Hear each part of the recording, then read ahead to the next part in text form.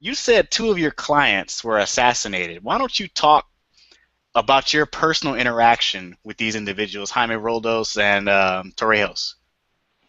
Yeah, Roldos was the first democratically elected president of Ecuador after quite a few years of brutal military dictators who I'd worked with as an economic hitman, and were very much supported by the U.S., by the World Bank, by my organization, and by our CIA. I mean, these guys were protected. And then one of them came along, an admiral, and decided that the country ought to have democratic elections.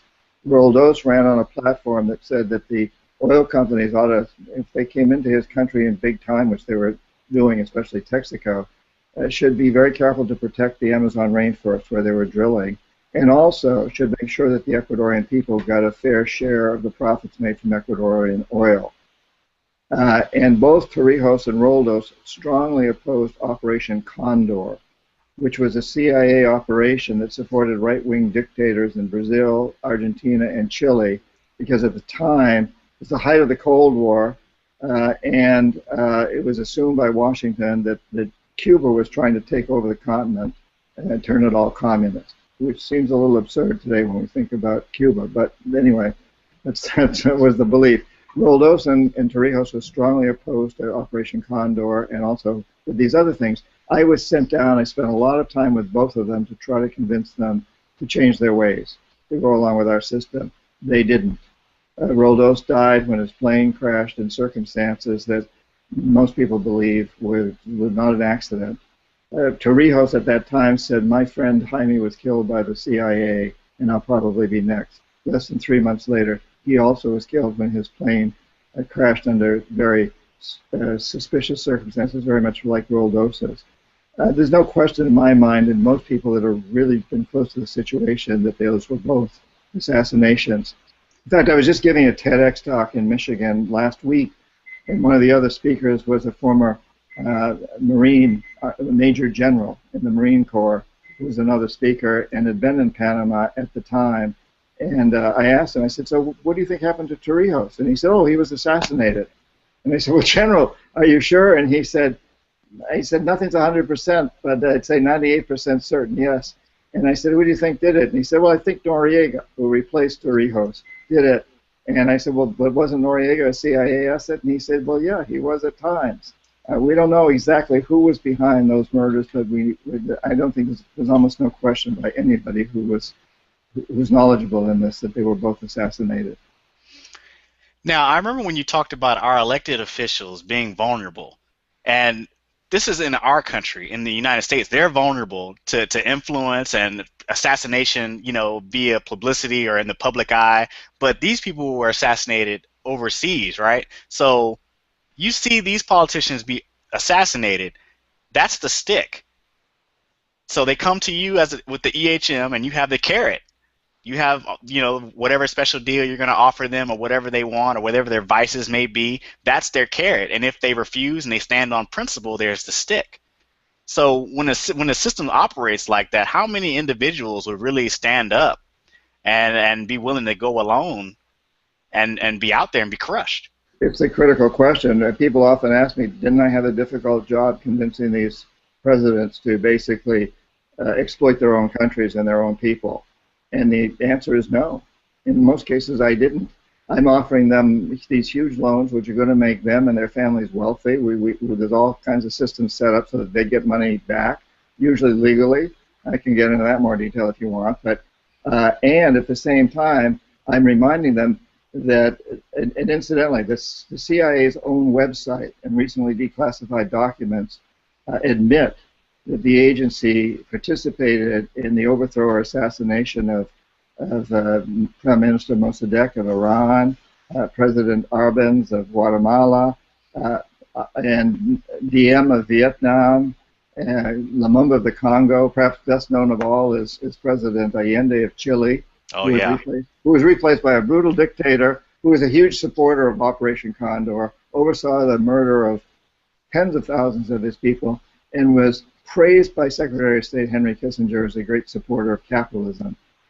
Our country's admitted to participating in the overthrow and or assassination of these presidents. I'm not a conspiracy theorist. I don't believe in some overarching conspiracy to take over the world. But there's no question. There's been conspiracies, and our government admits to them. We've admitted to a lot of them. And of course, our government is actually the biggest conspiracy theorist out there. They're constantly telling us that somebody's after us, ISIS, or somebody's conspiring to do something here. And I think we really need to face these facts, that our government does do these things. I don't like it, and I want to stand up against it. It's not part of democracy. And I believe that democracy requires transparency. It demands that we question our government officials, that we ask them, and is this really helping us create a better world? Is this really helping us present an image to the world of a country that believes in democracy and capitalism? No, it isn't. It's doing the opposite. I want to see that change. You know, you talked about a Chile, and was Allende before Pinochet? Is Pinochet who you're talking about, the brutal dictator in Chile? Yeah. Yes, General Okay. Pinochet. Yeah. So Pinochet comes into Chile, and he implements like a very, very, very harsh economic plan. And the brainchild for all of this was Milton Friedman and his Chicago boys, right? So they send those guys down there, and they perform an experiment, and it completely destroys the country. Like it's terrible, terrible, terrible, and it shows that it fails.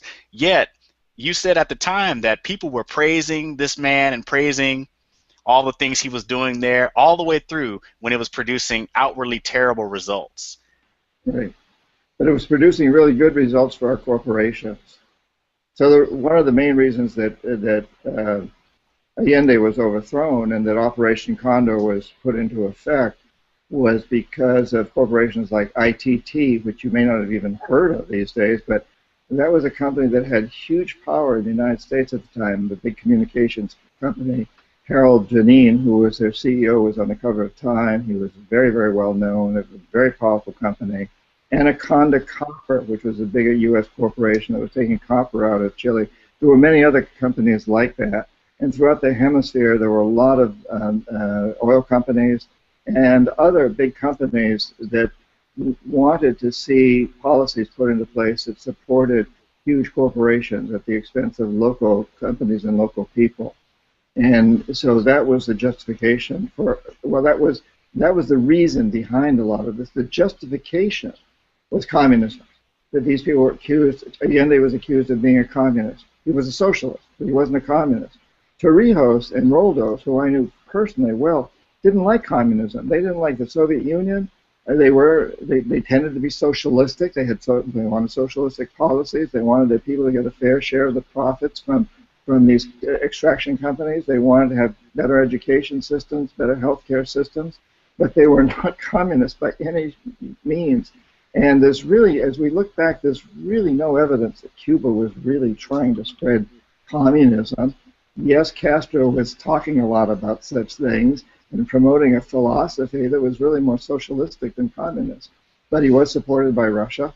And so that opened the door for us to, as the United States, that is to say, to go after these people as communists. We were terribly fearful at the time of the Red Scare, that was going on. It was the Vietnam War was just beginning to heat up at that time, and we were terrified of communism around the world.